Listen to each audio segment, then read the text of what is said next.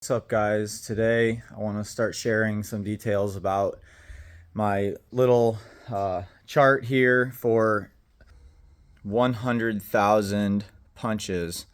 So I'm at 24,000 right now, and the reason I wanted to do this, even though it's not the normal method of training when you start boxing, I just remembered that quote from Bruce Lee where he said he only fears the man that did one strike 10,000 times.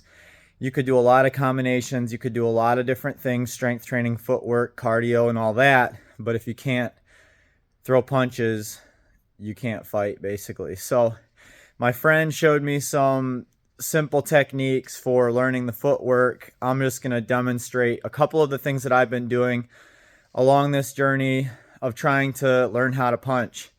I grew up, as a kid, I did some karate. So as I was growing up, some karate, and karate, you're striking from the hip. Your fists start at the hip and they strike out towards the body of the opponent. And we did some light sparring, and that sort of stuff. Obviously, footwork was involved, but it's not the same as boxing. So I'm going to just show you the techniques that I've been using as I go along. Now, this chart only covers jab and cross. So I'm actually not doing uppercuts or hooks or any variations other than variations of a cross and a jab. And I'm still counting those because there's still a cross and a jab. So I feel that once I get to 100,000, that'll be a lot and I'll have better skill. And I already feel like I have better skill off of 24,000.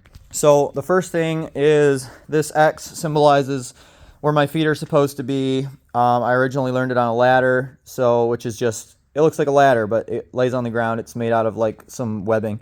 So your left foot goes forward, then your right foot, like that. So that's how you go forward. Going back, it's the right foot and then the left foot. So I can throw strikes as I'm practicing this.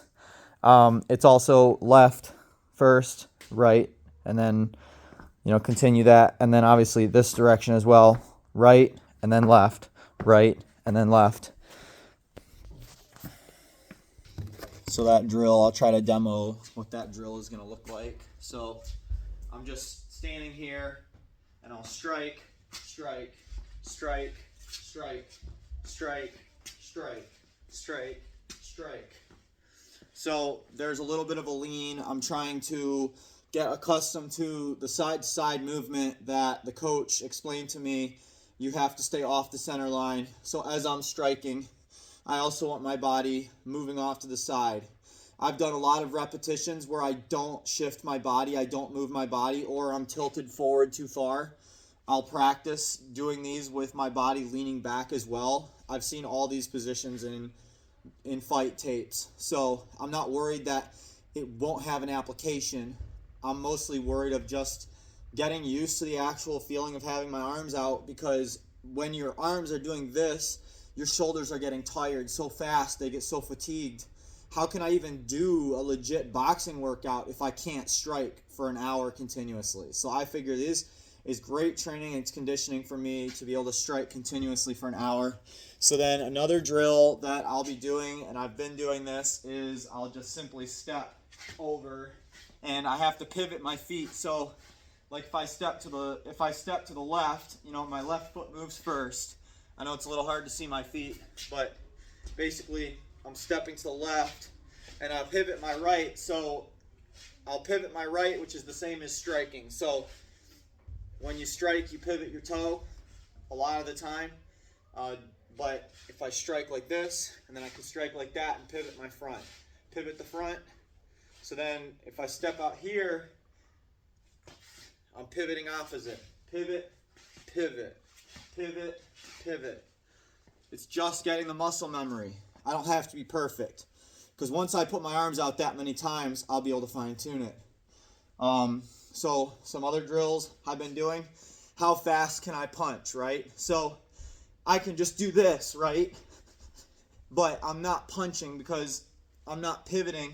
So there's no power in those, but I can still land those punches in a match or in sparring if my hand speed is up. So even though I'm not moving my shoulders, my arms are in front of me, I'm counting it as a punch. I'm counting anything where my arm goes out in the punch pattern as a punch. My arm is the part that needs to remember this. The body is going to get 80,000, 82,000 worth of these punches. The body is going to get that full shift, that full pivot. And I'm doing variations of it where I'm only pivoting the upper body like this. I'm only pivoting the lower body. And then I'm also trying to pivot the upper body and lower body. And I'm also doing feet grounded. How far do I twist with my feet grounded? Why? Because I think at some point I'm going to plant my feet in a boxing match. I'm going to. I see it all the time in the tapes. You watch guys fight, and once they get into an inside position, they plant their feet and they go to town. Bro, they're not lifting their feet. If they are, they lift them a tiny bit. But the guys, the real power punchers, they move in and they plant and they strike, and then they plant again. So they're planting and replanting. So I'm teaching myself that as well. So don't judge me. I do use gloves when I strike this bag. But what I'm doing is, obviously, I'm just doing jab, right? So I'm dabbing, and I'm not, I'm new, right? So I'm at the beginning of my process, but if I had gloves on, maybe I'd hit this a little harder. But the bag is getting 100 jabs, right? And that makes my shoulder real tired, okay? And then I'm not putting my body into it because I'm not wearing the gloves, but obviously I've got my kind of lazy jab that I'm doing, and then I'm trying to get more jabs in, right? And then I'm reminding myself that you're supposed to twist and pour out that glass of water with your thumb. So I'm reminding myself of that as I go along as well. Once you do 100 and you realize you're doing it wrong, then you fix it. So then obviously I'm doing my straights on the opposite side. I'm learning that the real power, for me to get power into my strike, my shoulder has to come in between right here. If my strike comes to here, the power comes from here. So hopefully I'll land somewhere in this area, and then I'll either drop my body into it, or if I'm coming up under, obviously then there's power out of the leg. But either way, that power point, right where it becomes powerful. So then I'm also doing up close, which is far less efficient, far less effective, and it's probably not a good training method. But it won't matter with the sheer volume of reps that I'm putting out. I have to be able to put straight shots to my opponent in a fight that are close up, because the opponent could move into me when I'm trying to throw a straight. So I know I have to be able to land those. I'm also doing, I don't know the name for it, but the fist is like this. So normal punch like that, right? So I'm doing these as well. So I'm doing 2,000 or 3,000 per training session, and it takes a long time to get 3,000 strikes. I count only on the right hand, so it's like 1, 2, 3, 4, like that. And I have improved. I went to sparring the other night, and my buddy who does boxing said I got better. So, yeah, the 100,000 is a big number, but I'm gonna hit it. And and I started also too. Let me try to show you my feet if I can. So obviously, right, I want to pivot when I throw a strike for power, and I discovered that lowering my body down seemingly reduces my power. Why? I don't know. I'm not sure. And I was watching footage of shorter fighters and their power strikes, and their power strikes come up like this. So even though they're not, their body is not like probably crouching as much as I am, I realized that as a taller fighter, if I come down and my head pops forward just a little bit, a power strike is a lot more apt for me, a lot more possible, because that power comes from that whole torso and body elevating and lowering like that. So I'm also doing strikes where I do this, right? So, and I'm trying to remember to move my feet. Sometimes I keep my feet planted, and then sometimes I'm just like this the whole time, right? But the idea is that in the match, obviously, I have to be able to shift and move constantly, and my feet have to be able to do this. But I need to be able to stay in my frame inside of my boxing stance, and staying inside the stance is a big challenge for beginner fighters. I've watched a lot of content on it, and so I'm working on trying to maintain that stance throughout this practice. So yeah, I'm doing strikes up like that. They feel really powerful to me when I do that. so I know I'm onto something. But I need a coach to, once I get a coach, the coach will explain to me what I'm doing wrong with this. I know that there's an attack response to every position in boxing. So I know that if I'm doing this to come up and hit somebody, I'm telegraphing a hit. So unless I've somehow slipped, right? Like if I slip, which I'm not even, I'm trying to do this for the camera and it's down below me, but you know, if I slip, right, I'm not bent enough. So for that, like to get low, I would want to be down here. And I suppose like if I slip and then I drop in, I'd come up with a power shot, right? So in a way, like you follow the triangle. And so like if I'd come down and then I'd roll and then I guess I'd come up and my knees would be bent, so I'd have power up underneath me. And that's the hard thing when you're a tall fighter, is having power underneath you. My upper body is so small compared to my legs, I'm not going to have as much power, I think, dropping down, but I can do that too. And it creates leverage because, like, say my arm is pointed down like this. You know, you ever try to take a long stick and like wedge it in between two objects? Like if I just do this, right, and then I stand up, that rod is going to push the bag. So with my hand is the same thing, where if it's down here and I drop, it's going to create that final push on the strike. But the problem is I'm dropping, but it has a tendency more to push my upper body back than it does to drive the opponent down. And that's the problem, is like, because I'm pointing down, I'm actually levering up over onto my center of gravity. And maybe it's a core strength issue. But I'm analyzing all these things as I go. You can't do 24,000 strikes and not think about these topics. It gets so boring. You're not going to throw 25,000 wrong. I've been watching content, you know, and I could do this, right? These strikes are quick. They might tickle, but they're not going to hurt anybody. But if I'm twisting, right? Now I'm thinking about, hey, like my shoulder just touched my cheek. I've seen these Mexican fighters and their shoulder is here, like as they're boxing, their opponent is attacking, and they protect their jaw, and all the strikes pass over because it hits the shoulder and shoots over the head, and then they come back with power shots, right? So I just want to do the jabs and the straights. I don't care about the hooks, even though I know I'm going to regret it later. I want these to be the core of my method, because the straight and the jab are the two that reaches the farthest, and I'm a tall fighter. I'm an outside fighter. I can't be close to somebody, really, because a powerful challenger would decimate me with close-up shots. I have to keep distance and range, like Muhammad Ali, tall guy. There's other boxers too, Russian style. A lot of it's built around taller guys. So I'm doing footwork as well. So the pendulum step and just moving in and out. I'm trying to maintain that boxing stance. So here, I'll show you my pendulum step. So I'm trying to do this, you know, I had a little knee pain, so I'm trying to maintain, but this is a pendulum step here, but I'm trying to do that better and better. But there's more of a diagonal. So the sideways movement in pendulum work is usually more diagonal. So you cut out to the back, you can cut out a little bit to the left and pivot. Pivoting is still there, but when you're pendulum stepping is a little bit different. So I'm practicing all these variations, and somebody told me that I was doing better at sparring. My footwork was better. Oh, I also practiced. This one is for me to video, but basically I want to be able to do a hop, right, where my feet do this.